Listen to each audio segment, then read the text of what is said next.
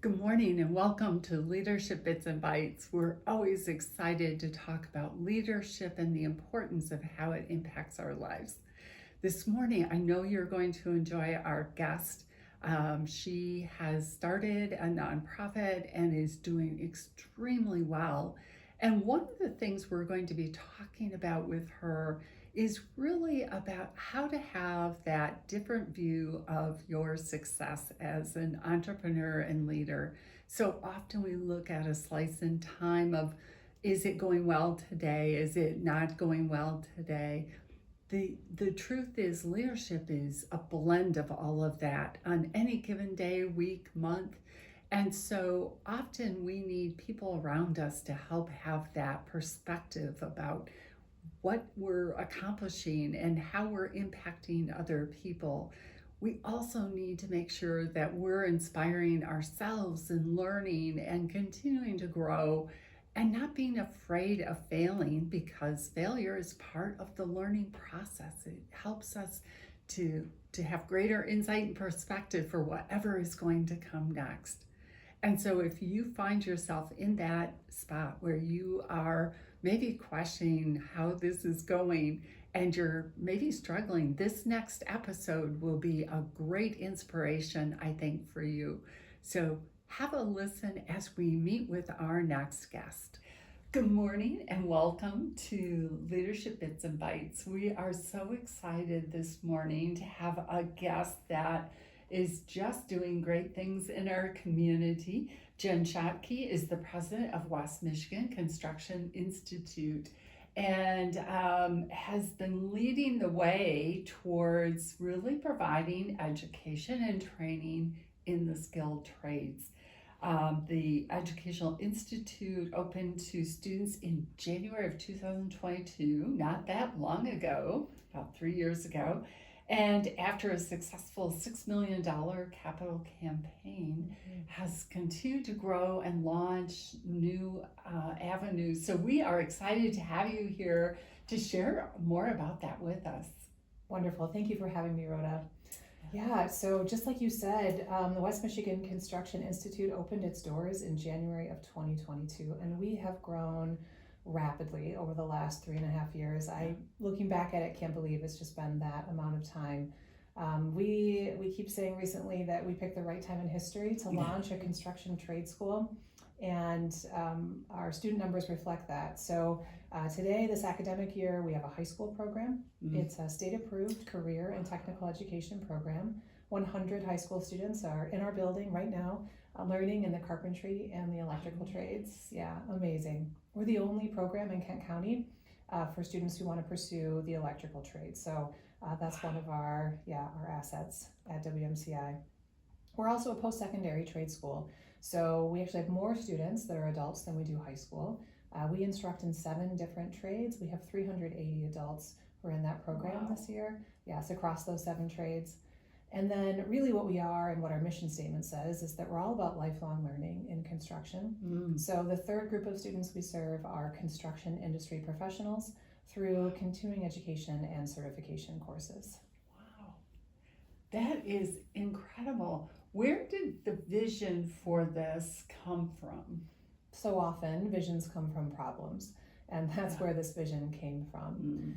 About probably 2015, I was working for a trade association supporting the construction industry, and the board of that association was grappling with this major shift from recession to an abundance of work and a lack of skilled trades. And so that association began brainstorming about what are we going to do about it. And we knew 2 things were necessary. One, we had to dramatically change perceptions about the value of pursuing a skilled trade and the realities of what that means for someone's life. And we had to provide educational pathways because there was a lack of those.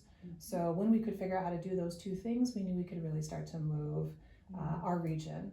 And ultimately what came out of that problem solving was to launch a trade school.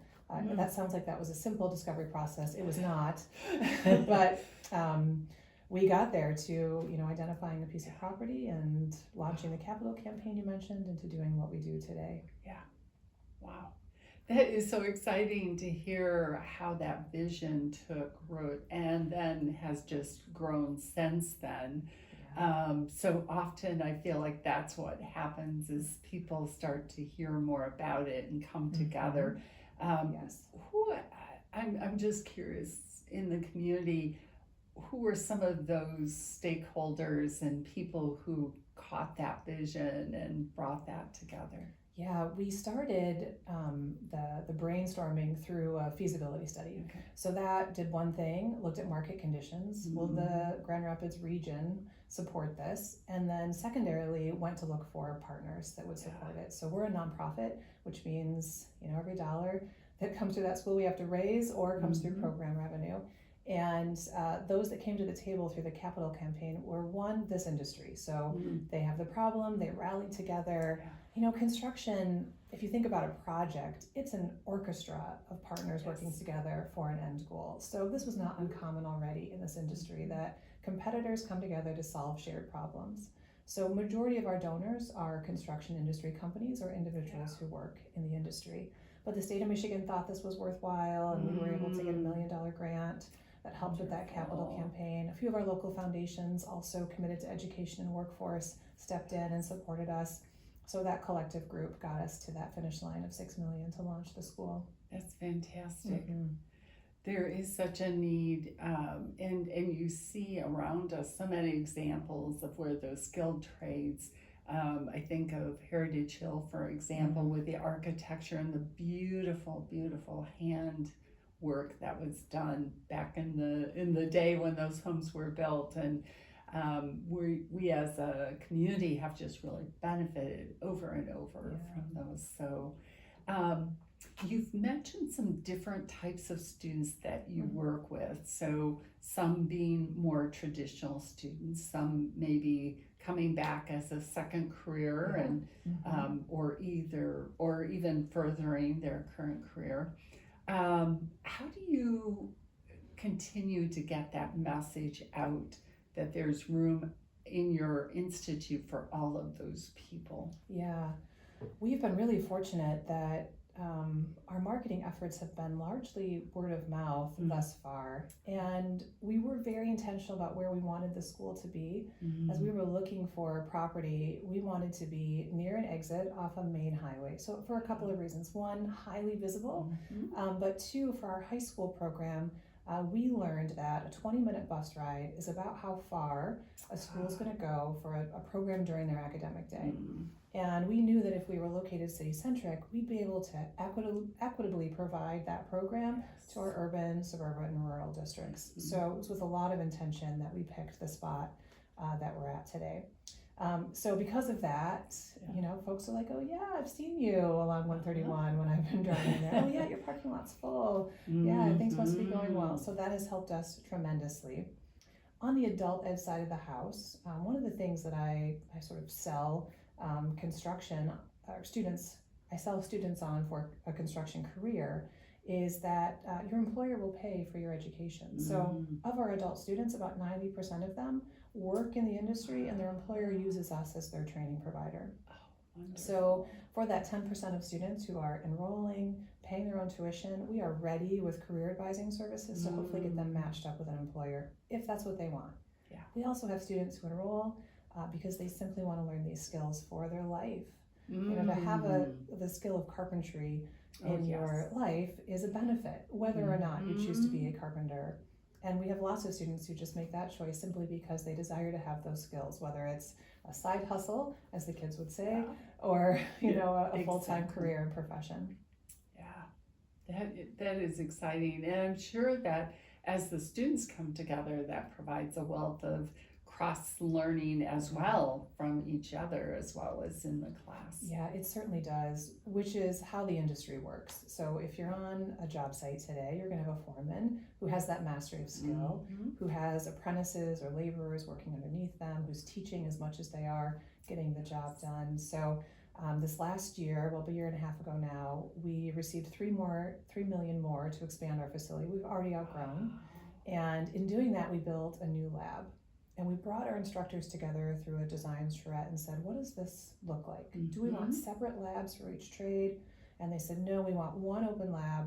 We want to build a shared project. We want to simulate the job site where there's conflict, where there's scheduling issues, and where we work collaboratively, understanding how the work that we do as a drywall finisher impacts the electrician or the plumber who may have to install things after us. So we're trying to simulate the real world in this mini lab, and thanks to our instructors who had that knowledge, we were able to do that.